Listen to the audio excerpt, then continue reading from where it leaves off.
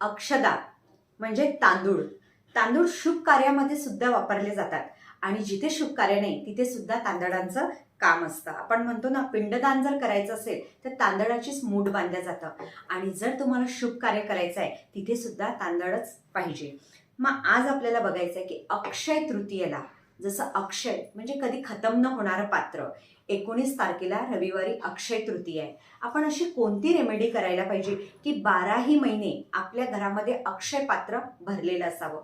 आपल्याला वाटतं ना, आपल्या घरामध्ये सदैव सुख, समृद्धी, वैभव असायलाच पाहिजे. लक्ष्मी माता सदैव आपल्या घरात असावी आणि 12ही महिने माझ्या घरामध्ये पैसा असावं, धनधान्य असावं, माझ्या घरामध्ये प्रेम असावं, सगळं काही भरभरून आपल्याला पाहिजे. मग अक्षय तृतीयेला तुम्ही जी पण गोष्ट करता ती परत तुम्हाला मिळते. आपण म्हणतो ना, मी कोणाला 1 रुपया तरी मदतीला दिला तर देवाने मला 10 पटीने पैसे दिले. तसंच अक्षय तृतीयाही आपल्याला सांगते की 10 गुणांनी तुम्हाला मी देणार आणि ते पात्र सदैव तुमच्या घरात भरलेलं असावं. म्हणून तांदूळ लक्ष्मी मातेला सुद्धा अत्यंत प्रिय आहे. आपल्या घरात तांदूळ असणे सगळ्यात शुभ आहे. जिथे तांदूळ नाही आहे, अचानक तांदूळ खतम होत आहे, तुमच्याकडे नाही आहे, देवघरामध्ये अक्षिदा नाही आहे ठेवलेल्या, तर असं समजायचं तिथे अलक्ष्मीचा वास आहे. लक्ष्मी मातेला तांदूळ अत्यंत प्रिय आहे. मग या अक्षय तृतीयेला आपल्याला काय करायचं आहे, वास्तूनुसार सुद्धा हा उपाय सांगते आणि हा 12ही महिने करायचा आहे.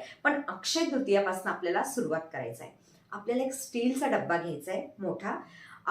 तुम्ही याच्यामध्ये 5 किलो सुद्धा भरू शकता तांदूळ, 6 किलो सुद्धा भरू शकता, या 11 पण, फक्त 11च्या अंदर आपल्याला भरायचे. ठीक आहे. अक्षय तृतीयेच्या दिवशी आपल्याला तांदूळ विकत आणायचे. होत असेल तर चांगले बासमती तांदूळ आणा. ठीक आहे. चांगल्या हिलिंगनी आणायचं आहे आपल्याला. एक त्या दिवशी स्टीलचा डब्बा सुद्धा विकत आणायचा आहे. आपण एवढे तर अमीर नाही की चांदीचा डब्बा आणणार, है ना, आपल्याला तर शक्य नाहीये. त्याच्यामध्ये एक चांदीचा कॉईन त्या दिवशी आपल्याला विकत आणून ठेवायचा आहे. 1 ग्रामचा घ्या, 2 ग्रामचा. लक्ष्मी माता असली पाहिजे.